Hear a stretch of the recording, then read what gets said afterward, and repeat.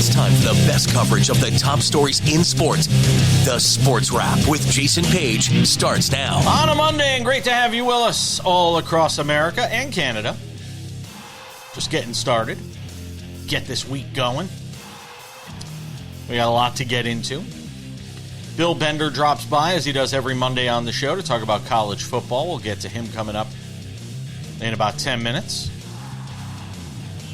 The sports gambling controversy now has come to baseball. We'll get into the Emmanuel Clase, Luis Ortiz story coming up a little later on. Some odds and ends. We'll preview the Monday Night Football game. And speaking of football, we start there, Sam Yarnell, on this Monday.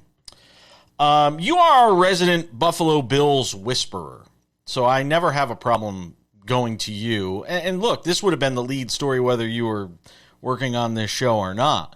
Buffalo being, I can't even find the words that I think would adequately describe what took place down in Miami yesterday between the Dolphins and the Bills. The shocker of the week, with the Dolphins throttling the Bills 30-13, Sam Yarnell. So you're smiling, and I don't know why any Bills fan would be smiling coming off of this game. Have at it. Try to explain how they can come out that flat against that team in this spot, knowing that the Patriots are not only nipping at their heels, they've now passed them in the division. Yeah, well, the reason I'm smiling is because I'm an objective journalist before I'm any sort of fan, and I'm more than anything an agent of chaos. And this game causes chaos for both of these franchises. This was the worst possible result for every player on the field, every coach involved, and both front offices for both of these franchises. Nothing could have gone worse in this game than it did for anybody. You've got Bills fans calling for the jobs of Sean McDermott and Brandon Beane, something that I have been doing on this show for years at this point, so whatever, old news. And on the Dolphins side, you've now got them sold down the river on Mike McDaniel. They're going to sign up for another year of McDaniel and Tua. And oh, by the way, their draft pick in the upcoming draft just got exponentially worse with that win. So this is a game that will cause chaos in the NFL, and not for all the reasons that everyone wants to talk about. Yes, those are true, and there are some concerns in Buffalo, but my goodness, from a Dolphins perspective, if I'm a Dolphins fan, I'm almost as angry as Bills fans are coming out of this game, because you're guaranteeing yourself another year of Tua. You're signing up for another year of Mike McDaniel,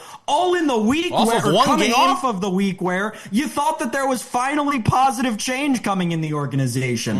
On the Bills side, it seems like I'm the only one who thought this, but I was saying it to the person I was watching the game with who's not a Bills fan, and they agreed with me. I think Josh Allen was sick yesterday. And I know everybody knows he throws up before the game and forces himself to, and that's something he's done his whole career. I don't know if he had to force himself to yesterday. I mean, the plays he was making, the way he was reading defense, the guy was sweating through his jersey before kickoff. It just did not look like a classic Josh Allen game. And, you know, he still posted some crazy numbers, but it was just not. It was a different offense we were watching yesterday, and it all starts with Josh Allen. Something was not right with him yesterday. He did not play very well for the majority of that game, and he looked white in the face. It was off-putting to watch Josh Allen in that game yesterday. I'd be white in the face if I was getting my you-know-what kicked in by the Miami Dolphins. I mean, I think even before that. But I just think there's as much shock as anything in that organization. And look, if this had happened to a team that was a perennial champion, a Super Bowl champion like the Chiefs, I could slough it off easier because we know their pedigree. For a team like the Bills that hasn't won anything, it is inexcusable for me for them to come out that flat. And that's why the Sean McDermott point, I think, is a cogent one. Because for them to come out in that spot, I mean, there are teams that come out and play poorly and still find ways to win. They came out poorly and still, I mean, they had nothing working for them in that game yesterday, Sam.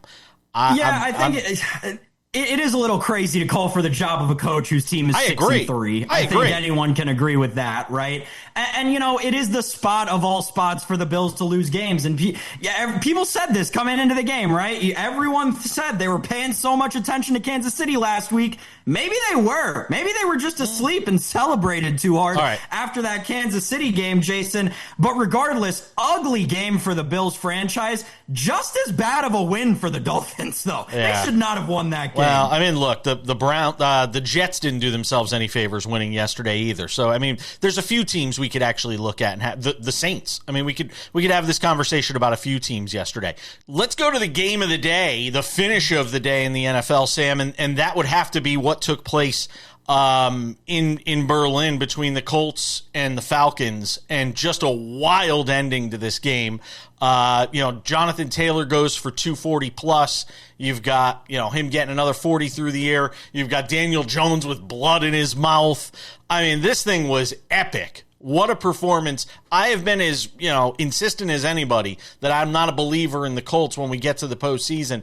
I'll take a week off from that talk. Well-deserved win for that team on the road. Yeah, and Jonathan Taylor, even as much credit as he's getting, is not getting enough credit for what he is doing for this Colts team. I know Daniel Jones bounced back in a big way, and they needed that from a quarterback who they need to manage games, because Jonathan Taylor is probably the best football player in the league right now. He's going to win the OPOY pretty comfortably. That's not really a question at this point. He should be the favorite to win the MVP over Drake May. Here's why. We'll get into this later. Drake May gets outplayed every week, and his team luck boxes their way into wins. Jonathan Taylor outplays every running back he faces, and his team wins because of him. Jonathan Taylor's your MVP this year, Jason. If I had a vote, that's where I'd be going. I know it's a quarterback award, but let's be honest, no quarterback has stood out this year. But hats off to Daniel Jones, because the drive that gets them into position to score the field goal, that gets this game in overtime, he made some big-time throws on that drive. After you had a couple instances in the game where you might have started to doubt again, a couple of turnovers, he made some big throws in that game. So I say hats off to Daniel Jones. And Tyler Warren is great at tight end, and he's turning into old reliable for them very quickly. I'll tell you this, Alec Pierce does not get enough credit in league circles for the wide receiver that he is. He goes out and runs under just about any ball that Daniel Jones throws to him. Yes, he absolutely does. We'll do more from the NFL coming up a little later on in the show. In particular, I want to talk about the team that has now supplanted the Bills atop the AFC East, and whether or not we are still, we've talked about teams we believe in and teams we don't believe in. Do we believe in the Patriots? Sam sure does, and I can already tell. Bill Bender talks college football with us next. Hey, no coaches got fired this weekend.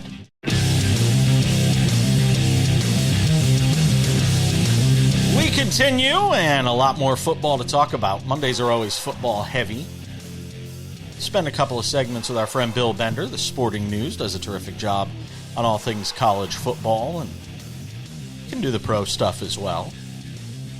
Can't make fun of his Packers. They haven't played yet, so he avoids that this week. What's the matter? You were thinking something. I could see it. I texted a friend already. I said, how long till the Packers waste the first half timeout tonight against the Eagles? So I'm already on edge about that game. I'm glad you're catching me this early. Fair enough. Let's talk some college football. And the game I was texting you about, there's always one game every weekend that I text you about. This weekend it was that classic between IU and Penn State. And boy, you kind of feel for the Nittany Lions, because it felt like they were going to, sort of get the monkey off their back, beat a top 10 team for the first time in like 8 or 9 years. And Indiana pulls the football away from them there at the last second. First of all, thoughts on Indiana, because I was texting you, and I actually texted what happens when Indiana loses, and then of course they come back and win. Still, even in a win, some cause for concern for Indiana in that game against Penn State for you? Up front, I think I was texting you about that, yeah. And I had another friend. I said, well, Penn State's got this because Indiana can't handle them up front. And sure enough, Fernando Mendoza leads that game-winning drive. What a catch! Whew. I mean, Cooper. Yeah. greatest, not, we always say that's the greatest catch of all time. That's the best catch I've seen in a long time in terms of body control, being able to look down, putting the feet down. And Fernando Mendoza, showing courage, I guess that'd be the light way to put it, on the road. I'm sure there's stronger phrases for that, but what a great win for Indiana. Really, Jason, I think it solidifies them as a playoff team at the very least. How about the Heisman talk on Mendoza? Coming, was that his Heisman moment? From Gus Johnson? Because he could barely get it out when he was talking on the game. But, yeah, he'll be in New York. I don't know if he'll win the award, and I don't know, I think we're going to start to build up Fernando Mendoza versus Julian Sayin for the Heisman Trophy. I mean, when they play in the Big Ten championship game, which feels inevitable. Same odds right now at plus 165. Yeah, I still like Jeremiah Smith. I mean, I don't know what he has to do. I think because Julian Sayin's stats are so out of this world right now that's kind of the easy way to put him there. But if Jeremiah Smith were to go for, say, 180 and 2 touchdowns against Michigan and then be the story in the conference championship game against Indiana, he could still win the award. And I still like Ty Simpson in there as well. I mean, the markets right now over on Polymarket, Sayin is at 40% and Fernando Mendoza at 34%. So even though they have the same odds over on FanDuel, if you're looking at it in the markets right now, Sayin at 40%, Mendoza at 34%. Ty Simpson, by the way, at 13%. Go ahead, Sam. Bill, you mentioned, obviously, in that Ty Simpson game over the weekend against LSU, the Alabama defense obviously is a huge story, only holding LSU to 3 field goals throughout that game. To you, is that more an indictment on what this LSU offense has become over the course of the season, or is it, no, Alabama really does have a top 3 or 5 defense in the country? I mean, we'll find out this weekend, too. That'll probably be a slugfest against Oklahoma with the way Alabama's defense is playing, particularly at home. They had the energy. And I think Ty Simpson, again, he's just been able to manage the offense to the point where the defense is able to, play with that confidence that they didn't have in the Florida State game. They still have Alabama guys, 4- and 5-star guys. So, they're definitely a really good team. And I do like their defense. I don't know, Sam. I still kind of look at them as the team. It was Miami a month ago. Now it's Alabama as the team that could really give Ohio State a 4-quarter run. Wow. Sam's yeah, I know. Give me a thought on. Do you agree? Yeah. This is just something that ever since you posited it, we've continued to kind of bounce it around of, at the end of the day, can this team stack up against Ohio State? And I think that your original number was 4 or 5, and I think that's such an apt number. It really is 4 or 5 teams in the country that physically have what it takes to compete with Ohio State. Alabama entering that fold, I don't think is quite something that I got to yet, but I totally see it. Give me a thought on Texas Tech and doing what they did against BYU. Up 13-0 at the half, 19-0 after 3. They win comfortably 29-7. Cameron Dickey did a great job on the ground, 121 yards and a score. What did you learn about Texas Tech with that win over BYU? Their defense is worth it. In terms of, I guess that's the best way to put it unintentionally, honestly. I was searching for the right phrase. But Jacob Rodriguez, David Bailey have been awesome. And they are the one team, I don't know if I said this last week, but I'll say it again. They're the one team outside of the SEC and the Big Ten that I'm most interested in the playoff picture, because I want to see them play somebody in the playoff from one of those conferences. And does Baron Morton hold up? Their running game is relentless. I like what I see out of Texas Tech. And I think they've uncomplicated the Big 12 playoff picture to me, because they're one. We'll see if they get a second one, but I think they're really close to being in. Sam? Vanderbilt survives again. Bill, is this team one that will have success in the college football playoff against other powerhouses of the sport? Should they even make it there? They're starting to make me and a lot of other people nervous. Like nervous that they're getting in?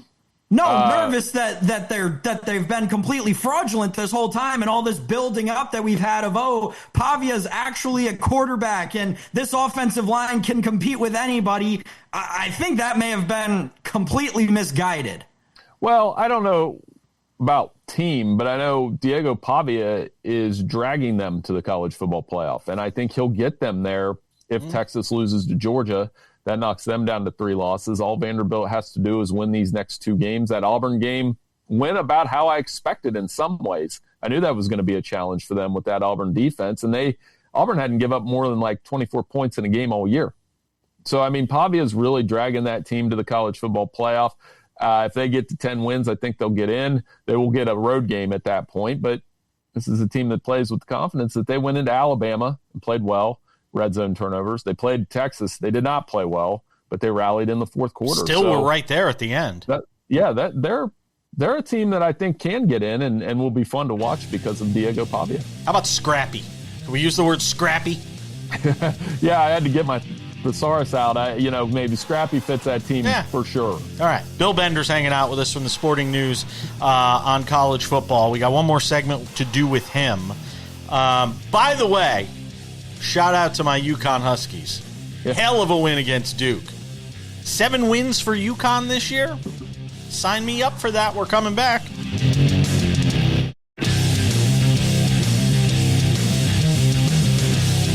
All right, one more segment with Bill Bender of the Sporting News, who does a terrific job and joins us every week on the show to talk college football. I can't believe we're already through 11 weeks of the college football season. Feels like it has flown by. Thoughts on Oregon? Beating Iowa in an Iowa kind of game. If you had told me the final was 18-16, I would have said, Iowa probably won. I mean, Oregon winning that kind of game, I'm not going to say it's like earth-shattering, but it kind of impressed me. Yeah, the Kirk Ferentz special. That's what my buddies and I call it. The once-a-year upset against the top 10 team that gets Kirk Ferentz to 8 or 9 wins. Happens every year. Maybe it's this week against USC, honestly. But, yeah, everything was there for the Iowa upset. They really limited Oregon. Oregon still ran the football well. They didn't throw the football well until Dante Moore throws a dime on the last drive that sets up the game-winning field goal. What a tough win for Oregon. Honestly. Yeah. And I think that's one that score doesn't matter. You won the game. You move on. You get to this one. It really puts Oregon in that 6-10 range of the college football playoff. They're going to get blocked out of the Big Ten championship game probably, but they'll probably still have a chance to host a home game, which that'd be a cool moment for the program. Style points matter this time of year. So ND doing what it did to Navy does what? It affirms that Jeremiah Love is awesome. That touchdown run was good. And CJ Carr's really grown into that role. Didn't have to do too much, but was efficient. It kind of crappy that Blake Horvath didn't get to play in that game for Navy with the injury that he had. And it sets up this Pitt game, which Pitt leads the nation in rushing yards per attempt allowed. Fewest. They're pretty good. Their linebackers are good. So here comes the test where CJ Carr is going to be asked to do more on the road and kind of they used to be rivals, right? And I think Pitt's going to show up and play in this game. I am excited to watch that one on Saturday. Okay, so you touched on the ACC, so now we'll dive right in. It was a crazy weekend in that conference. Jason mentioned UConn beating Duke. Duke was the favorite to win the conference. Now the favorite is Georgia Tech, but if you look at Georgia Tech's schedule, they have Boston College, Pitt, and Georgia left on their schedule. Bill, who do you think is going to come out of this ACC when all the dust settles? A 2 or 3 loss team is what I'm getting at. That's what we're looking at, which means – Georgia Tech is our pick right now, but you said it. They still got to play Georgia. Pitt they could have 3 losses and make the SEC or the ACC championship game. They could lose to Notre Dame this week, and they probably will, and still make it to Charlotte. So, Virginia, if they don't have Chandler Morris, that's a problem. And Louisville, I'm not sure they're going to beat Clemson on Friday night. So it definitely, it's a 3.5-point spread. And, the Tigers got nothing to lose. So, it's a really complicated playoff picture. I'd still pick Georgia Tech or Pitt at this point. But if Louisville can beat Clemson, maybe they're in the mix. It all translates to one playoff bid for that conference. If Clemson wins, do you think that impacts Dabo staying, leaving, or otherwise? Do you think this game on Friday has any sort of impact on it? He might. It just seems like you saw the clip of him on the sideline a couple weeks ago yelling at players, and there was no reaction from the players. I would have almost preferred if a player yelled back at him. You know what I mean? Because then it shows that at least you can hash that out. But I know that look. I've seen that look. I've coached a lot of youth sports. So, when you see that blank stare, it means they're not even listening. And that's something that's really tough to see. Sam, you had more on the G5, didn't you? Oh, sure. Yeah. So chaos has ensued again. I guess that's my theme on the show today, Jason. Chaos? I'm just our agent of chaos. Hey, Bane. In the G5, obviously this bid that I guess there's a ton of discourse about how it's phrased, right? But it's the fifth best conference champion, right? That's who's going to make it into the college football playoff, and obviously who will be competing for those conference championships was changed over the weekend. Does your opinion change at all with JMU getting the win, Memphis taking the loss to Tulane on Friday night? A little bit, but I still think South Florida is the smartest pick, even with 2 losses. If they and what we learned last week is if there's not a team in the top 25, the committee's just going to pick one. And, the committee's going to pick the one that beat Florida and the one that had the really good first month of the season. And I think South Florida, if they can win that conference, which has been the best of the 5 other conferences, they would have a chance. Now, James Madison in the top 25 does have my attention. They continue to win, and it'd be cool to have a Sun Belt team in there. But I do think the American Conference champ would have the drop. When you look at the playoff rankings to come out this week, what is the one thing that the one team that you're most kind of zooming in on? Not a team in particular, but how do they stack up these ACC teams now? How low are they? What's the highest ranked ACC team? And where is that in relation to Notre Dame? We already did the Miami Notre Dame argument. We're not going to do that again this week, but if Notre Dame's 9 and the highest ranked ACC champions around 15, that just shows where that conference is at. No particular team though. And if I had a team, are they actually going to slip a group of 5 team in there instead of putting some placeholder like 3-loss Tennessee?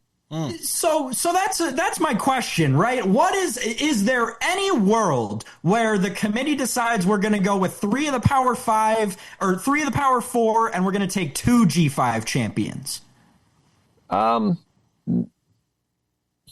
No, I don't think so. I think it'd be tough to clear unless like Georgia Tech or Pitt had 3 losses and was ranked 23, then that could get a little weird. And I didn't even think about that until now. So maybe, but Sam just wants as much confusion as possible. He loves chaos and confusion, and you know what? That lands on my desk because I have to sit here for hours and try to figure it out like some mathematician. So I'd like a neater, cleaner ACC, unfortunately. And I think, realistically speaking, the Georgia Tech Pitt winner will probably have the best look at it. Especially if Georgia Tech can win their next 2. It won't really matter what happens with Georgia because they'll be in Charlotte. Last 30 seconds here. Brian Kelly rejecting 2 financial settlement offers from LSU. He wants his $54 million, and I guess nothing's going to stop him from getting it, huh? It's going to get ugly. That's going to draw out for a while, and it will impact who they hire and who they can hire as their next coach. The joys. I got Joe Brady to sell them on the cheap right now if they're still interested. He's a name to watch for sure. There's no doubt. Bill Bender does a great job on college football with us every Monday on the show. Bill, have a wonderful week, my friend. I'm sure I'll text you at some point, and we'll see you next week. Just don't do it tonight. I'll talk to you later. Thanks, guys. Goodbye.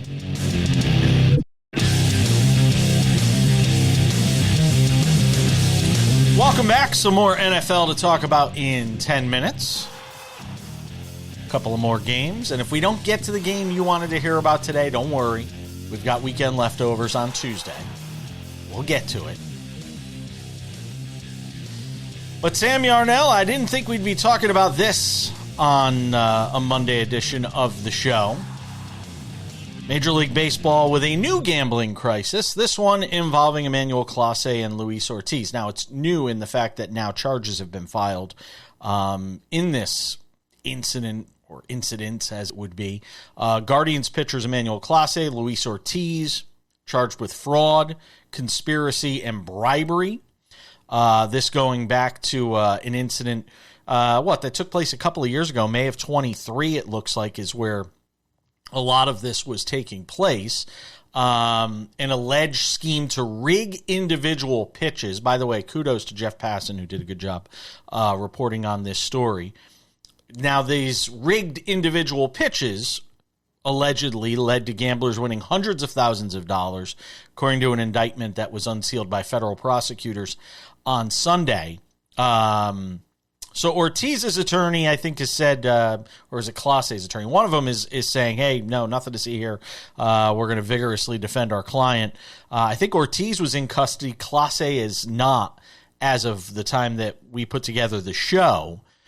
So, look, I mean, Sam, my take on this is, and you know how I feel about prop betting and how it plays a role in this. And in this particular kind of prop betting, something that is so easy to fix. And you know, I know there's going to be a lot of people out there that say, well, the safeguards, see? The safeguards, it was, you know, the gambling companies and these different companies that are out there that look for sketchy betting patterns and things like that. That's great. But I wonder, and I said this in the Terry Rozier instance, I'll say it again. For every one that they're catching, how many are getting away with it? That's the issue and that's the thing that nobody can answer for me, is for everyone they're catching, how many are they not catching? Because if you don't have giant sums of money coming in on a bet, then it's almost impossible to catch it. So I'm still trying to figure out what this ultimately means for this kind of prop betting where you're talking about every individual pitch, something that is so easy to rig. And what this means going forward, besides the fact that these two guys are done and probably will never see a baseball field ever again. So I think from the safeguard perspective, right, this is a Clase himself started doing this allegedly like a year and a half ago. In June of 25, this past June, is when he brought Luis Ortiz into it. A month later, they were both gone. Like, this is exactly how this thing is supposed to work. And I think to the point of, for all the people we uncovered doing it, there are as many people not doing it. Well, if that were the case, Major League Baseball wouldn't concern themselves with Luis L. Ortiz. He's not even the best Luis Ortiz on his team. I'm sorry, it's just the truth. So I think that, and again, in the NBA, right? 30-whatever-year-old Terry Rozier or Malik Beasley or the coach of the worst team in the league? Porter. Like, yeah. The point of how many people are doing it that we don't know about, to me, becomes moot because of the low-level amount of people or the low-level nature of the people who they're catching doing it. If there were more people embedded in it, they'd be going for the bigger fish, not the smaller ones. Again, legal sports gambling has so many measures in place that when a thing like this happens, you have within 12 hours of it happening, the sportsbook reaching out to the league. Within 24 hours of that, the league concluding an investigation that results in both of the players being suspended indefinitely. And now, and I know we don't get political on this show, but now you've got the second instance in a month of the federal government going after sports leagues at one of the times when they need to not be as relevant as they are, and completely making a spectacle out of arresting a couple of athletes. I don't quite understand it from a judiciary perspective. It seems a little drawn out and like a bad use of taxpayer money from a legislature perspective. Yeah. And Jason, from a Major League Baseball perspective, I think that this is more reassuring than it is cause for concern. Here's the thing, and forget the federal government getting involved or having hearings and any of that stuff. That's a dog and pony show. The thing that I will say though, why do we need these kinds of prop bets? We don't need them. It's only opening. You don't need a first pitch of an inning prop bet. We don't need this. because it's just open. There's no you can have legalized sports betting, have all of it you want. You could have even, in-game live betting. There's so many different things to bet on. Why do we need this when it is something that is so easy to manipulate? That's my point. Just take it out. And you're telling me DraftKings and FanDuel can't make it without those bets being offered to potential users? It just doesn't make sense to me, Sam. And there's no good reason to keep those sorts of bets on irrelevant moments in games as part of your operation if you're these companies. Just take it out. I think a lot of your concerns are very comparable to concerns that a lot of the general public had with the introduction of penny stocks, right? And I think a lot of these bets that you have to think of as individual pitch bets, individual play bets in football, you can do them across sport. Yeah. You have to think of them as something that's new to a money market, right, that needs legislation and oversight. So there needs to be more oversight. But in a free market capital world country that we live in, I don't think you can limit what these businesses are offering. It's going to be interesting to see where the rubber meets the road on that, because I think your point is also a fair one. We're coming back with more NFL next. Odds and Ends wraps it up in about 10 minutes. A couple of notable passings from the world of sports over the weekend to talk about. We'll get to those, plus a Monday Night Football preview. Packers and Eagles. Heard us talking about it with Bill Bender. He's already worried. Some more NFL talk, Sam, and more analysis from what took us by surprise or what was most notable from Week 10 around the NFL. And obviously one of the games that we all had an eye on before the weekend started was the Buccaneers and the Patriots, and the Patriots just keep on winning football games by hook or by crook. They beat the Buccaneers on the road in Tampa Bay, and this was a game where you thought that we were gonna find out more about what you think is kind of a fraudulent New England Patriots team, and instead we come out of the game and Drake May is your favorite to win the MVP, Sam. He is. And I'm so glad that that's where we're starting with this, because that is my favorite thing about this whole Patriots run that they're currently on, with big wins over teams like the Browns, Titans, and Saints. Drake May, while being the MVP favorite, I think is so funny. As I alluded to earlier in the show, this is a guy who won a game. I shouldn't say he won a game yesterday. He didn't. His team won a game yesterday. He got outplayed pretty handedly. Wasn't really close. So it made me think, and I went back and looked. The last time, really funny stat coming, the last time Drake May won a game where he actually outperformed the opposing quarterback, it was the Browns game against Dylan Gabriel. That is the only one this year. Oh, it's hard to say, but it's true. Drake May is a great game manager. He's doing a lot of things that I think we talk about earlier in the show. We talked about Ty Simpson doing with the Alabama team, right? The difference is that Alabama team is levels beyond anybody they play in terms of defense and talent.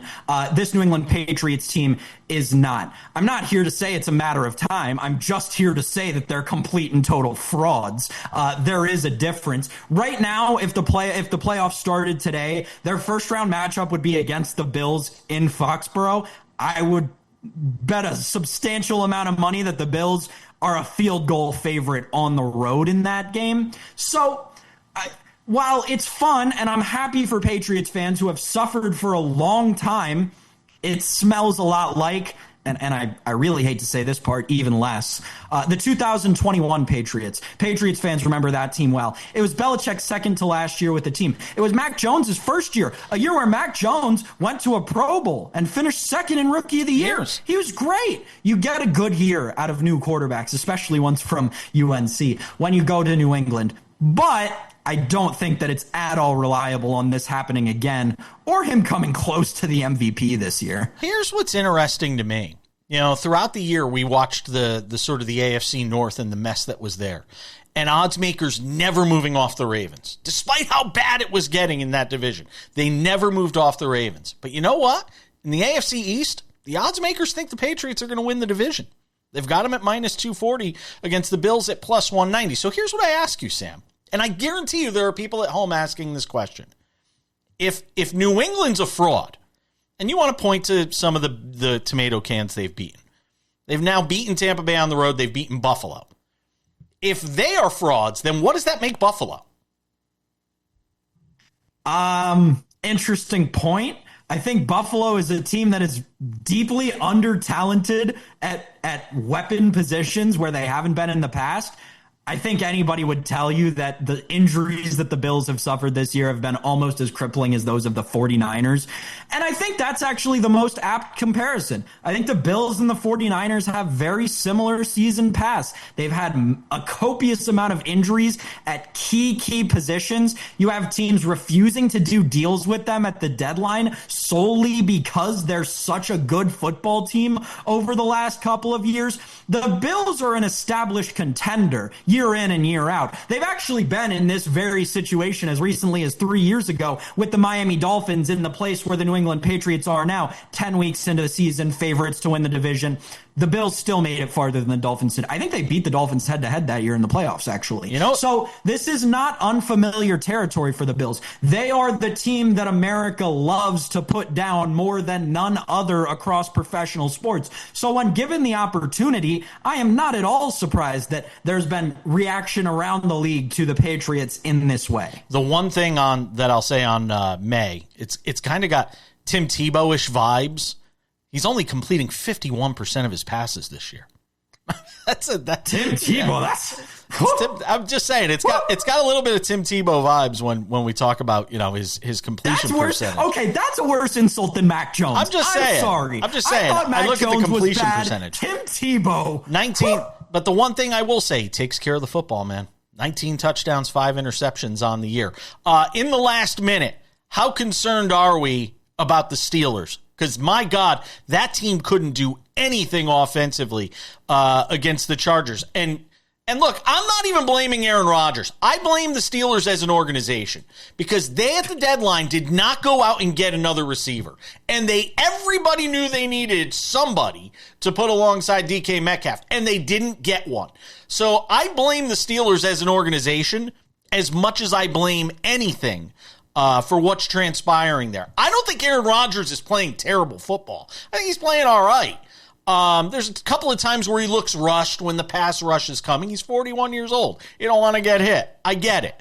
But I think this is as much a problem from the Steelers front office standpoint and what they didn't do at the deadline, Sam. I agree with you that it's the Steelers' problem from a front office standpoint, but for the same reason I said coming into the season. This is who you trusted this team with? They had fraud written all over them from week 2 on. Yeah. Ravens are going to win that division. And they gave everybody a running start, and they're still going to catch them. We're coming back.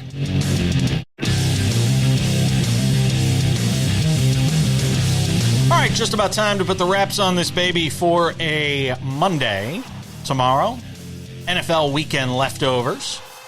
We'll have those for you. We'll also have a recap of the Monday Night Football game. MLB Rookie of the Year award being handed out on Monday night. We'll have a reaction to that, although I think it's pretty much a foregone conclusion who's going to win those awards, but we'll have that covered for you as well on the show tomorrow. A whole bunch more.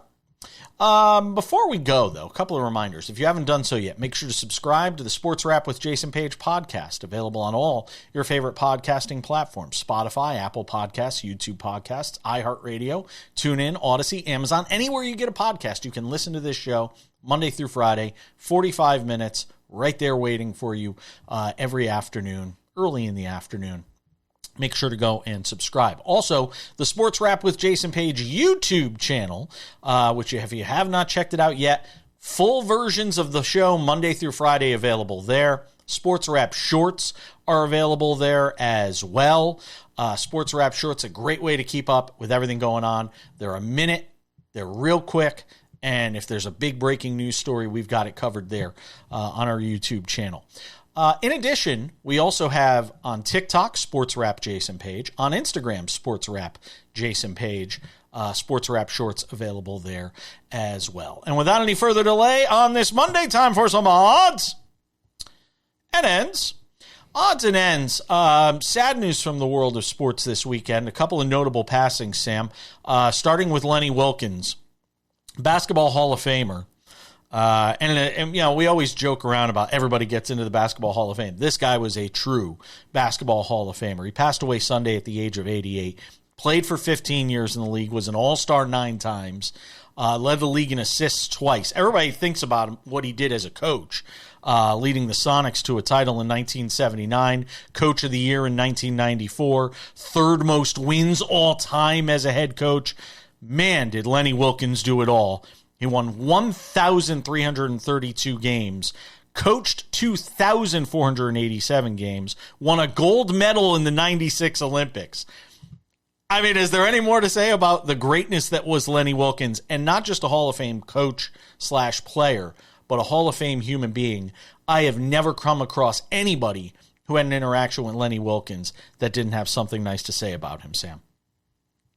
Yeah, I'm trying. He is, I think, one of a few people. So you mentioned a lot of his accolades. Coached the most games ever in NBA history. Excuse me. I think he's one of a very small amount of people who are in the Basketball Hall of Fame as both a player and a coach. I got it for you. Yeah. John Wooden, Bill Sharman, Tommy Heinsohn, the former Celtic, and Bill Russell. There you go. Yeah.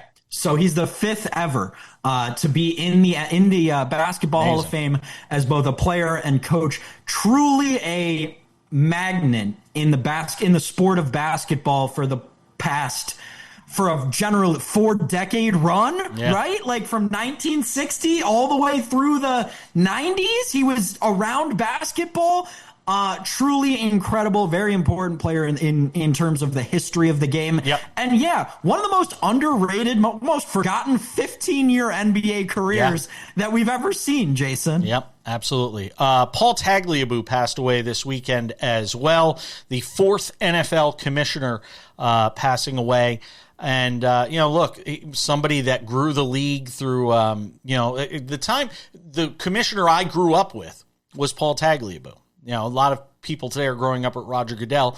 I grew up in the era of Paul Tagliabue, saw the league through 9/11, amongst other significant events that took place during his time as the commissioner of the league. Paul Tagliabue passing away this weekend as well, Sam.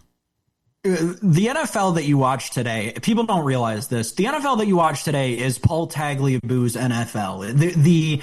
The massive revenue machine that it has become today is because of Paul Tagliabue. Roger Goodell gets a lot more credit for Paul Tagliabue's work than he probably deserves. Paul Tagliabue was one of the most important people in the history of the National Football League. He took this league from being an afterthought, a pastime, something people did on the side just kind of to enjoy a couple of hours of every weekend, to owning Sundays and taking that day away from the church. Paul Tagliabue did more for football than you could argue any American has done for any sport in the last 100 years. Last but not least, in the last minute here, Sam, Monday Night Football. We've got the Packers and the Eagles. Should be a good one at Lambeau tonight. Packers minus 1.5 over on FanDuel. 45.5 is your total, Sam Yarnell. This game is going to be fun. I don't want to pick a side. I'll go with the Packers coming off of their loss. Get a little bit of fire in their eyes. Give me the Packers. Play them on the money line. I'm not messing around with 1.5. Lean under, too. Yeah, I don't like this game at all because I don't have confidence in either team right now. I really don't. I don't have confidence in either of these teams. I really don't. I'll probably go with the under, seeing as I went with the under all weekend. How'd that do for me? I think I was 1-3 on my picks this week. I stink. Just whatever I pick right now, just pick the opposite. Just go opposite picks, man. Just go opposite anything I do. Is it Scott Wetzel that does opposite picks? Just go opposite anything I say right now. That's all. 7-1 fading Jason the last 2 weeks. You want to win? Just do the opposite of what I do. I stink. There's no getting around it. I am under 500 for the season now. Thanks to Bill Bender. Thanks to all of you for watching. Yeah, I am. Thanks to you, Sam. We'll see you all back here on Tuesday for more Sports Wrap.